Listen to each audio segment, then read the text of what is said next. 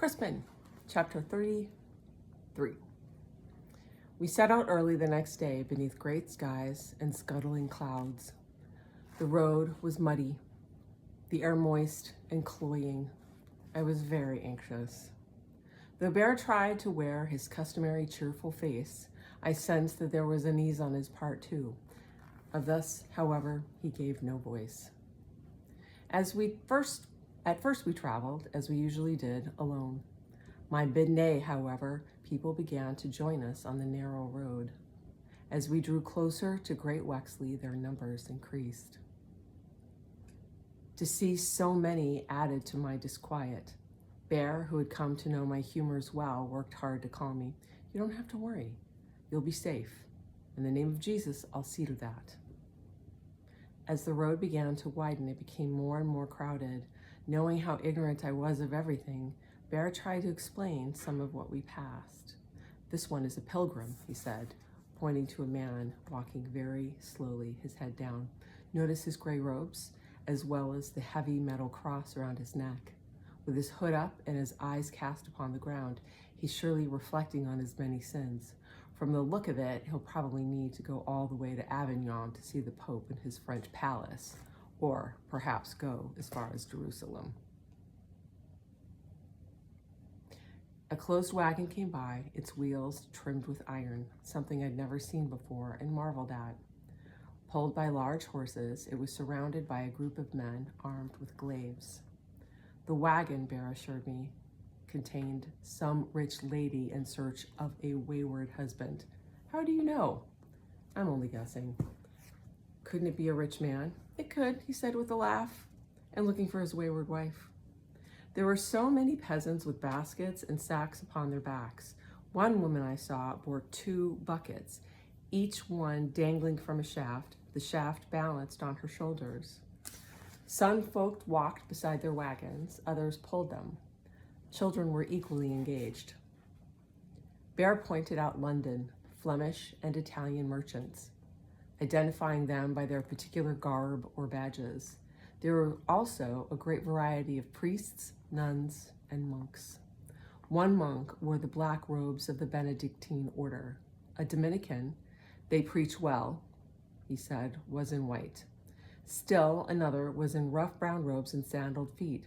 He's a begging friar of the Franciscan rule, Bear said. They take their sacred vows of poverty to heart. May God always look kindly on him and his kind.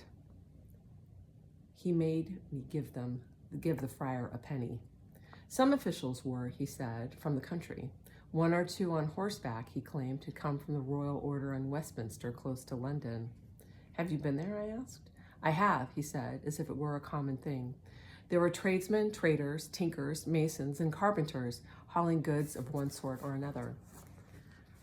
Bear indicated a doctor, a lawyer, an apothecary. One man astride a great horse was, he said, a tax collector. He was closely guarded by armed men. Just to see him made Bear irate. By the roadside were scores of people crying goods for sale or trade. Their offerings were laid out in stalls, low tables, on pieces of cloth, even on the ground. For the most part, they were dressed more poorly than others I had seen. Once a troop of helmeted soldiers passed us by. They were chanting raucously, pushing people aside as they came. In their hands were long yew bows. Quivers of arrows were on their back. Aside from the sheer numbers of people, what struck me most were the many ways people were dressed.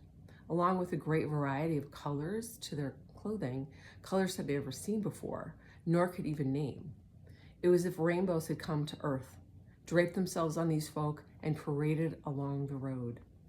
I soon realized it was not just words I had to learn to read, but what people wore as well. The town will be crowded, Bear said. You'll see, people come great distances. He seemed pleased. Though all but overwhelmed by what I saw, I was fascinated. To be sure, I stayed close to Bear as he strode forward with his great swagger. When people saw him coming, they hastily stepped aside, gazing at him in awe. Once he went by, it made me feel proud and safe. But now the market town of Great Wexley loomed before us. as if it had sprung from the ground. Its brown stone walls were immense, stretching away as far as the eye could see. "Where do these walls go?" I asked, for I had never seen anything like it. Never seen anything so vast. "They surround the town in a great circle," Bear said. "Why a circle?" "To keep all enemies out."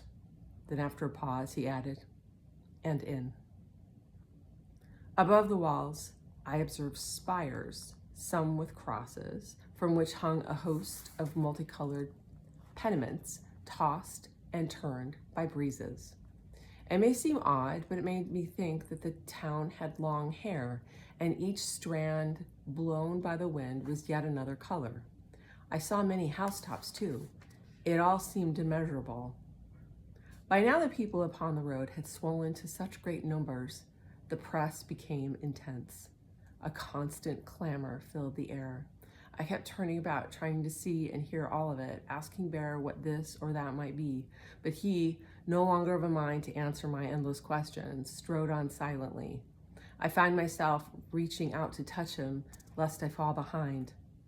As we drew closer to the walls, people began to squeeze together tightly. I wondered why, until I saw the town's entryway before us. Built into the great wall, it was a deep tunnel that revealed just how thick the walls were. "The Bishop's Gate," Bear said. This entryway consisted of two black, massive wooden doors, each one studded with iron bolts. The doors had swung open and pushed back against the walls. Behind them, a portcullis had raised halfway up, looking like teeth prepared to bite. Above the entry was a design with markings that looked like a shield. Black cloth was wrapped around it. Bear was gazing at it intently, but when I started to ask him what it meant, I realized he'd shifted his gaze to the gate. I followed his look. Soldiers, their chests covered with iron plates, were guarding the entryway. Pointed metal helmets were on their heads. Tall glaives were in their hands, swords at their sides, daggers on their hips. Atop the walls were other guards. What's more, the soldiers were allowing only a few people in at a time. Remembering the men at the bridge, I grew alarmed. I think, I whispered, my mouth dry, they're looking for someone.